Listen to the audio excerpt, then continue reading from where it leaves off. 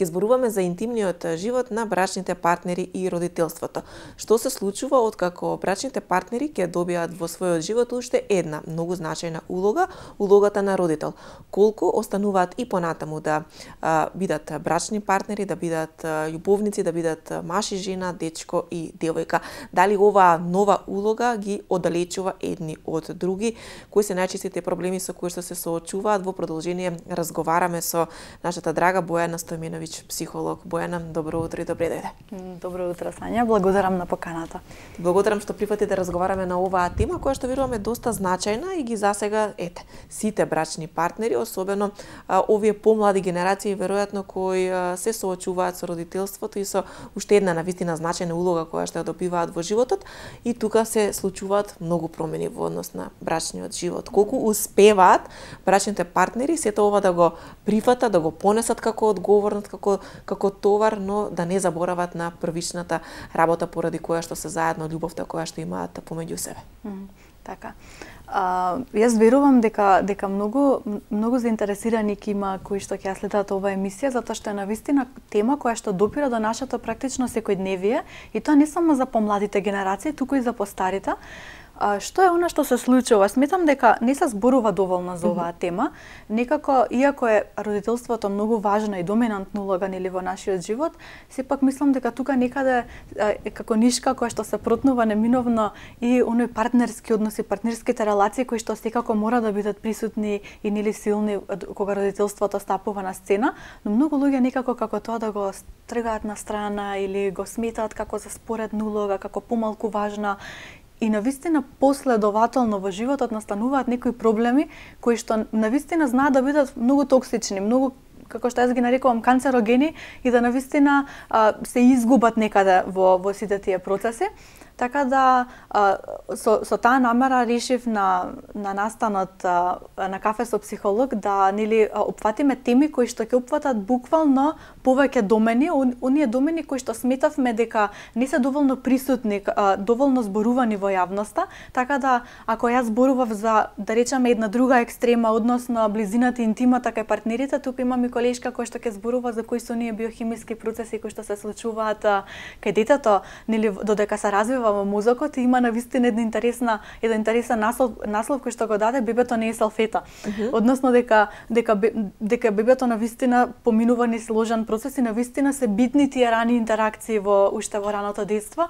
Така да ќе имам и друга колешка која што ќе зборува за важноста на играта, односно родителскиот процес низ игра, дека родителите не се оние кои што само го наблюдуваат детето додека се игра, туку и тие треба да бидат вклучени во тој игровен процес, и колку е важно да не им се прекине, да речеме, тој процес. Така да, и од друга страна имам уште една колешка која што ќе зборува за родители во на перфекционизам, така да и тука имаме една друга област која што исто така ги поттикнува и оние партнерски релации, родителски релации и слично.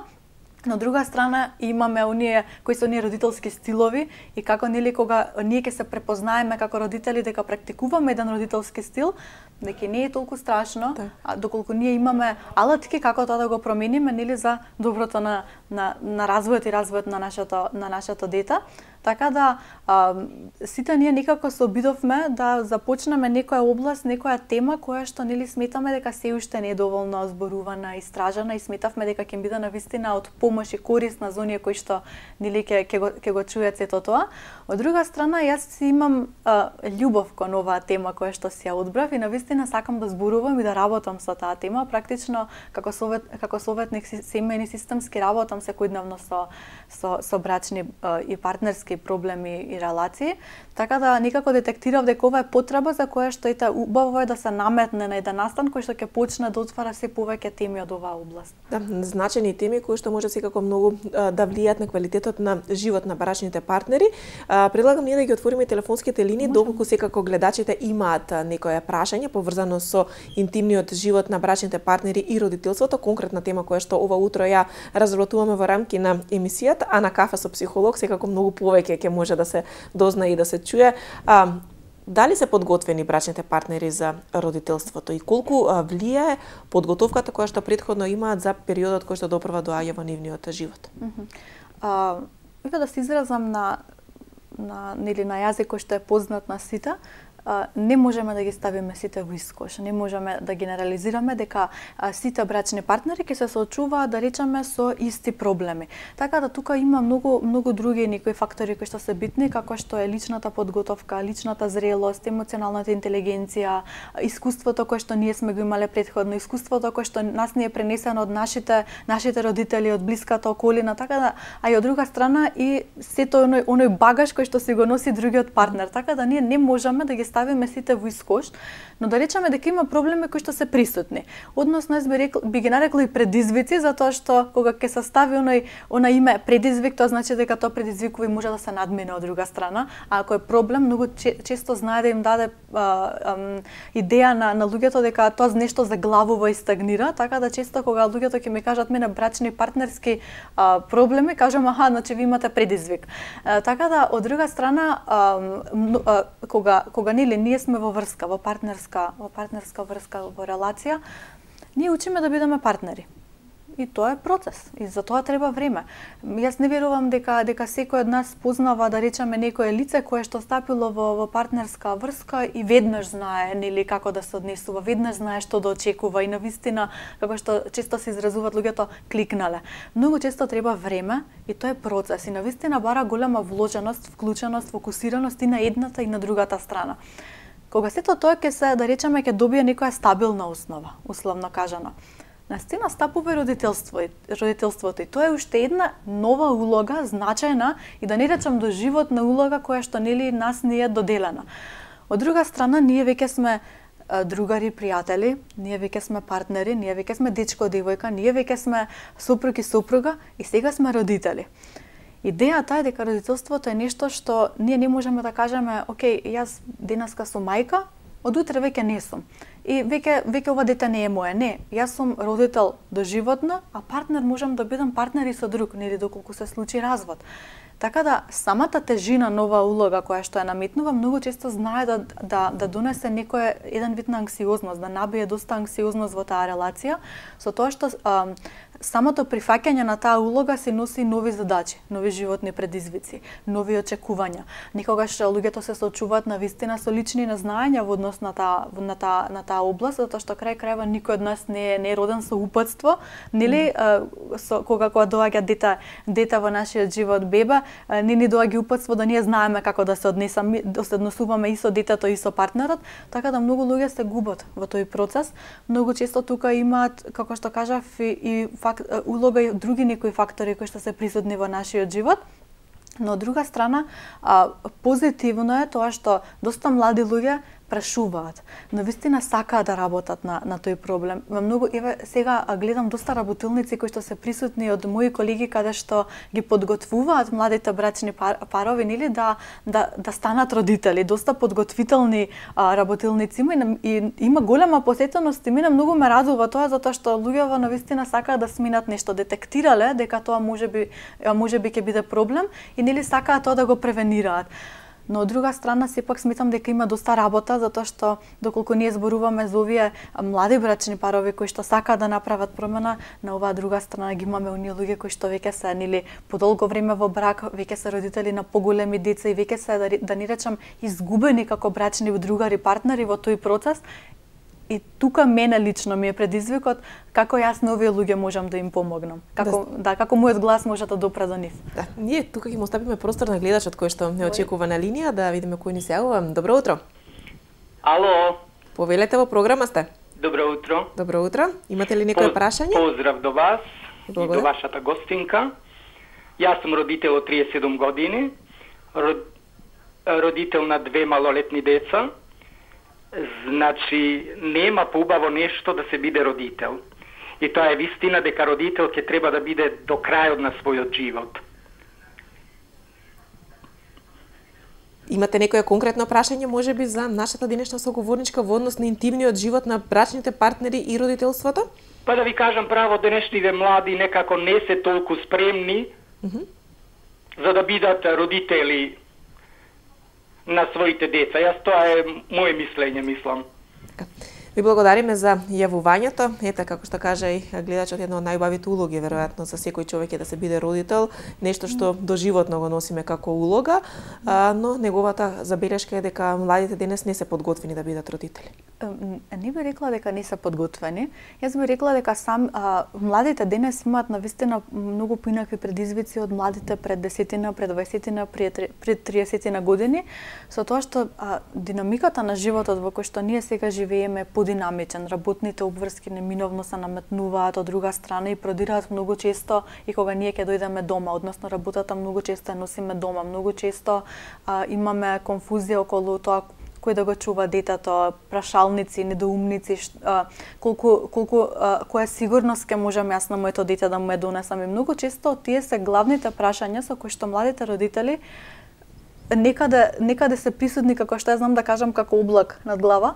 Многу често тука се присутни, се поставуваат постојано, никогаш се одговорени, никогаш се неодговорени, и кога нели ќе стапи родителството на сцена, се трага се уште по тој одговор и младите делуваат како неспремни, затоа што секогаш нели посегнуваат по искуството на возрастните од една страна или пак посегнуваат по искуството на оние професионалци кои што работат во оваа област. Така да јас не сметам дека се неспремни, сметам дека напротив младите се поотворени да едноставно прибираат информации од друга страна, од искусни лица и од лица кои што навистина би можеле да им помогнат во однос на сите оние предизвици кои што нив ги очекуваат во иднина. Колку забораваат брачните партнери на интимниот и личниот живот во периодот кога стануваат родители?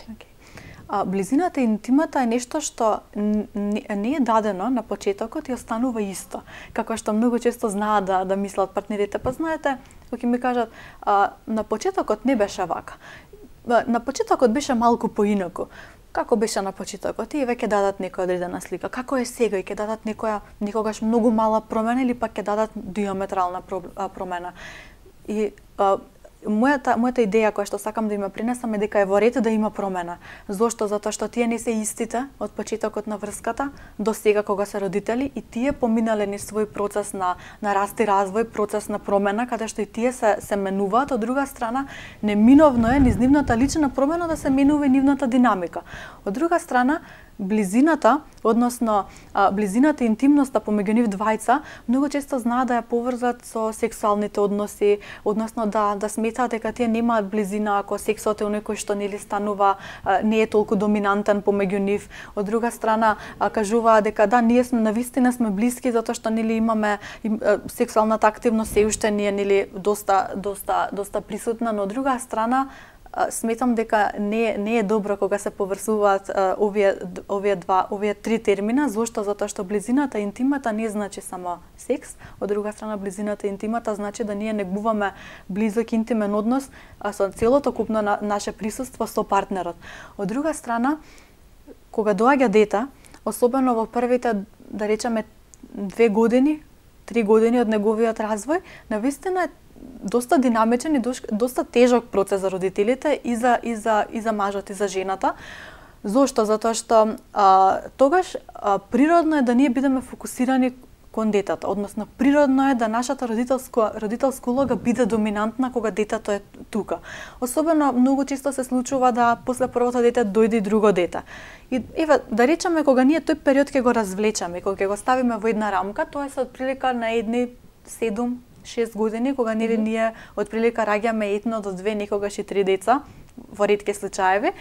И тоа е долг период каде што партнерите знаат да се изгубат, затоа што јазикот низ кој што комуницираат е родителскиот јазик, односно, за да бидам појасна, се договараат и разговараат околу детето.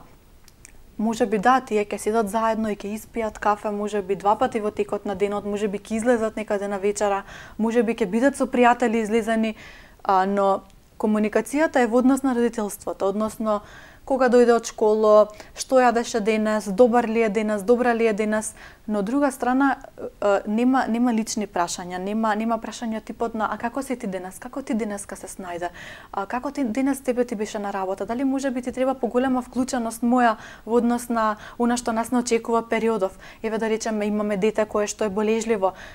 Кажи ми дали јас тебе ти се наоѓам како родител доволно во оваа улога, како можам јас тебе да ти помогнам да ти малку се опуштиш доколку не гледаш дека јас можам да ти помогнам во овој процес. Така да Тоа се оние битни разговори кои што навидом можеби изгледаат и нели не толку битни затоа што детето е најважно на целиот свет, како што кажа гледачката, што јас се сложувам со тоа, но сметам дека во тој процес навистина не треба да се изгубиме како партнери, сметам дека навистина треба некаде да се обидеме да го балансираме тоа, да не дозволиме да вагата натежне само од едната страна нели за сметка на другата, затоа што многу е лесно кога ќе помине кога ние ќе поминеме оваа временска рамка, да речеме после 10 години или кога децата ќе го напуштат домот, кога семејството ќе биде нели во период на празно гнездо, кога децата одат да студираат надвор, се мажат, се женат, основат свое семејство, да тогаш партнерите станат пак партнери, да родителската улога веќе не е доминантна и од друга страна да треба да зборуваат низ онен нивен партнерски јазик, а да сватат дека веќе се навистина како што знаат да кажат ние сме цимери. Да не се изгубат низ годините. Да. Многу често и мене ми доаѓа слика и можеби вие имате пример од секојдневниот живот, а секако мислам дека и гледачите на брачни другари, брачни партнери кои што не комуницираат меѓу себе, кои што живеат паралелен живот, иако можеби се во пензија, иако можеби се уште се во работен однос, но нема комуникација помеѓу нив, вештачка, едноставно мртов брак е. Така да сметам дека сето тоа може да се превенира уште од самиот почеток кога ние ќе научиме како да го негуваме нашиот однос ни сите овие процеси и динамики кои што нас не следат во животот. И секако тоа е природен пат. Колку влие во тоа возраста кога се стапува во брак и кога се станува родител? Вака, јас доста читам во однос на оваа тематика и кога читам истражувања навистина има контрадикторни резултати. Што велат истражувањата? Тие кажуваат дека кога партнерите се помлади, односно кога помладите стапуваат во брак, колку што се помлади, толку бракот има тенденција да биде нестабилен, затоа што тие не се подготвени. Но од друга страна, ако ние видиме има навистина доста млади партнери кои што се решаваат на тој чекор и навистина имаат нели многу убав брачен живот. Таков пример си моите родители, да речеме, еве зборувам нели од мое лично искуство кое што сум имала можност да тоа го гледам. Но од друга страна имаме и брачни партнери, истражувањата други од друга страна кажуваат дека колку што партнерите се поискусни, позрели, да речеме, условно кажано по 27-та, 28-та година, дека бракот има тенденција да биде постабилен. И тогаш нели од друга страна ја имаме онаа приказна каде што нели баш тие бракови имаат тенденција да бидат нестабилни. Така да јас не би ја ставила возраста како доминантна, иако да речеме може да има некој удел, јас би го кажала повеќе дека е многу побитно оние фактори како што се личната зрелост, што годините никогаш нема толку голема поврзаност, емоционалната интелигенција, не мора да биде нашето лично искуство, може да биде и искуството кое што ние го имаме од нашите ресурси, нашата социјална средина.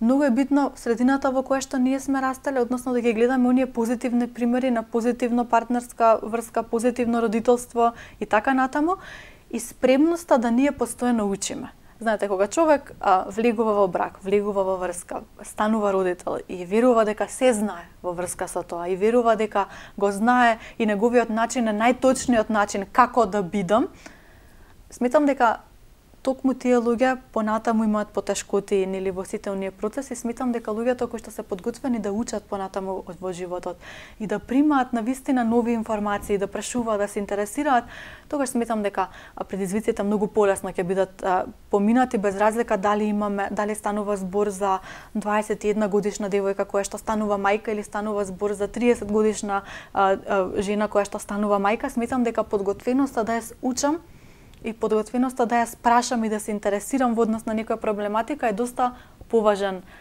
момент.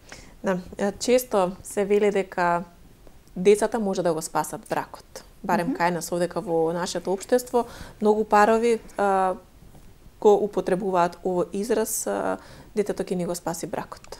Што се случува во такви моменти кога брачните парови се одлучуваат на добивање принова за да ја спасат својата врска? Да, ова што го напоминавте навистина често се случува. И сега можеби навистина допираме до тема која што е навистина контроверзна, сметам дека кај нас, затоа што многу често ова се случува, но се случува и за скриени врати. Ние не знаеме всушност дека ова дете е спасител на бракот. Многу, според мене, е лош терминот кој што се наметнува, односно е многу и голема улогата и одговорноста која што тоа дете уште од самиот почеток ја има и му е доделена. Се што се случува? Бракот може да биде мртов брак, односно за дете кое што условно кажано го спасува бракот, многу често станува збор за период помеѓу првото и второто дете, доколку е тоа второ или трето дете, и обично е период повеќе од, да речеме, 10 години, и тогаш тоа може да биде индикатор дека ова дете сега нешто прави во семејнава динамика и динамиката помеѓу партнерите. Од друга страна, тоа може да биде и случај. Сега давам само примери што не мора да значи, не сакам да гледачите ме сватат дека ова е навистина правило кое што важи кај сите. Од друга страна, може да биде, многу често се случува кај оние партнери кои што кохабитираат, односно живеат заедно долги години, но не стапуваат во брак, и кога ќе стапат во брак или кога ќе живеат подолго време заедно, едноставно динамиката помеѓу нив опаѓа и тоа е нормален процес, но од друга страна детето треба да биде она кое што нели ќе крене динамиката. Од друга страна има партнери кои што навистина како последна сламка за спас го доживуваат родителството и се одлучуваат на овој чекор. Што се случува? Од аспект на родителите, на партнерите, ова многу често се случува да бидат неспремени во целиот овој процес, и тогаш да избијат на површина оние конфликтни релации помеѓу нив и оние неусагласувања во однос на одговорности, во однос на очекувања. Да не се лажеме, секој од нас има своје очекувања од тоа каков родител ќе биде, своје очекувања од тоа каков родител очекува другиот да биде, без при тоа да ние го прашаме другиот. Секој од нас очекува како ќе изгледа нашето семејство, но од друга страна нашите очекувања и нашата слика во однос на тоа каква ќе биде нашата иднина и нашето семејство, многу често ја допира реалната слика, но многу често тоа знае да биде диаметрално различна. Што тогаш? Многу често тогаш тоа дете може да донесе уште поголем конфликт, па освен дете кое што спасува брак, да биде дете кое што го растурило условно кажано бракот, и тоа да биде втора улога која што ќе ја носи, ќе даде некоја многу негативна одговорност која што понатаму како порака ќе му биде пренесувана. Од друга страна, дете кое што е родено да го спаси бракот, многу често е дете кое што е подложено, односно се очекува да соматизира, односно да правува симптоми со кои што ќе го привлекува вниманието на родителите, затоа што на тој начин тие ќе бидат фокусирани заедно, ќе успеваат некако да се договарат и да успеваат да направат родителски договор. Еве пример, болежливи деца кои што се доста плачливи, деца кои што се на било кој начин, со било кој симптом знаат да привлечат родител. Тоа е единствениот начин на кој што детето учи, да речеме на некој несвесен процес, дека е единствен начин на кој што родителите успеваат да направат договор, и можеби единствен начин при кој што родителите се заедно. Дали тоа ќе биде заедно на доктор, заедно кај учителката во училиште, така да затоа не сметам дека детето треба да биде спасител на бракот. Сметам дека доколку ние почувствуваме таква потреба, дека ние размислуваме во насока да ние станеме родители само за да се поместиме од оваа мртва точка, како што обично знаат да кажат, сметам дека тука на сцена треба да стапиме ние, советниците и психотерапевтите кои што работат со оваа тематика, затоа што сметам дека навистина треба да видиме баш онака да се смириме, да видиме што стои позади оваа мртва точка, зашто вие тука се наоѓате, да видиме што стои позади потребата да вие бидете баш сега родители, дали можеме ова да го одложиме, да видиме колку всушност овие луѓе навистина нели се подготвени за сето она што следи, така да генерално сметам дека и кога сето ова ќе дојде на сцена,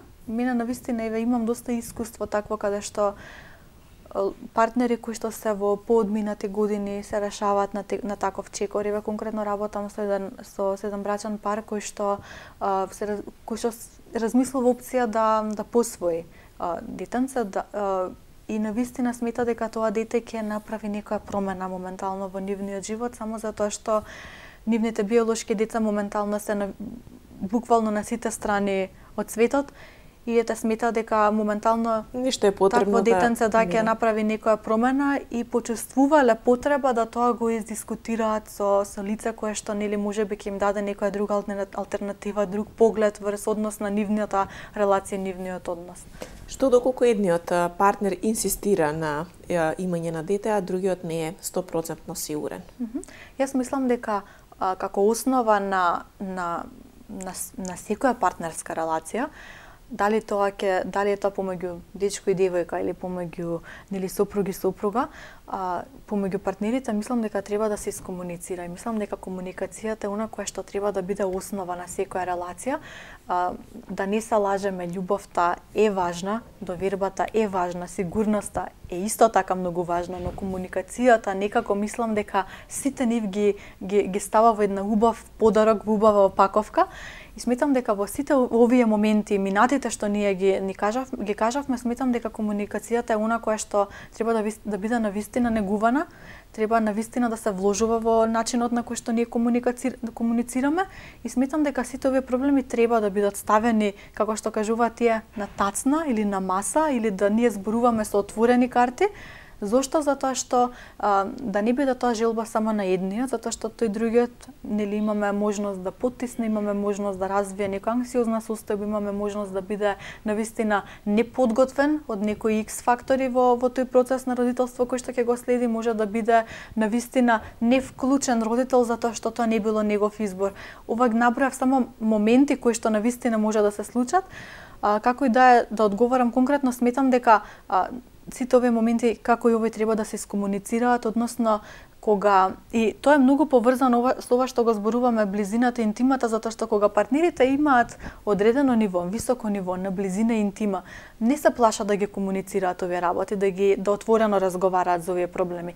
Кога партнерите не негуваат толку голема близина и интима, кога се чувствуваат малку подалечни и кога условно кажано едниот се плаши да отвори одредена тема пред другиот, тогаш имаме тенденција да тогаш едниот упорно инсистира дали тоа да биде родителство во прашање, дали тоа да биде за промена на место на живење, дали тоа да биде за одредена област, тоа е само затоа што ние воопшто и не знаеме како другиот се чувствува во однос на таа тема, затоа што ние не сме прашале, ние емпатично не слушаме, ние не можеме да читаме мисли, да претпоставиме што оној другиот нели мисли за таа тема. Да.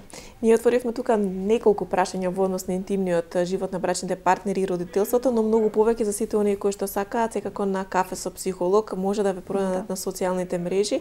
Сите оние кои што сакаат да се вклучат и да бидат дел од овие ваши работилници, средби кои што ги имате, се со цел да се одговори на поголем дел од прашањата и на луѓето да им се овозможи помош и поддршка во однос на менување на некои своји навики, размислувања или едноставно подобрување на животното секојдневие. Пред се родителството е како најважна гранка во целиот наш живот. Потребно е секогаш да се комуницира со стручни лица, вие сте секогаш расположени да ги дадете потребните совети, препораки и секако она што е најважното, на еден навистина убав начин да ги ислушате сите оние кои што имаат даден проблем. Да, сакав да напоменам, на кафе со психолог беше настан кој што се случи од 20 на луѓе да прирасна, ева да речеме последниот пат да на тој настан дојде 80 луѓе. И еве ми даде една идеја, а и самите посетители на настанот даде идеја да тоа добие некоја поинаква форма. Да. И тоа доби форма да на кафе со психолог повеќе ќе биде платформа каде што сите слушатели ќе можат во опуштена атмосфера можеби да си го испијат своето попладневно кафе или можеби некој друг пијалок по избор, каде што настанот ќе биде отворен и бесплатен за сите. Од друга страна, тоа ќе биде платформа каде што повеќе психолози ќе зборуваат од нивното работно искуство за одредена област, односно за темите кои што ги напомена, со тоа што ова кафе со психолог ќе биде родителска платформа, но наредните кафења ќе бидат навистина со други некои теми кои што навистина сметаме дека се битни, така да пријавувањето се уште е во тек. Пријавувањето може да го направат со линкот кој што се наоѓа на настанот на Facebook, со тоа што доколку имаат некои информации може да ме контактираат на мојата Facebook страна мој психолог и се надевам дека се гледаме во голем број во сабота во 5 часот. Ви благодарам многу за гостувањето и за сето тоа што го споделивте со нашите гледачи. Пробивме време. Да, пробивме време, да, ќе ни извинат од режија колегите, сепак имавме една интересна тема.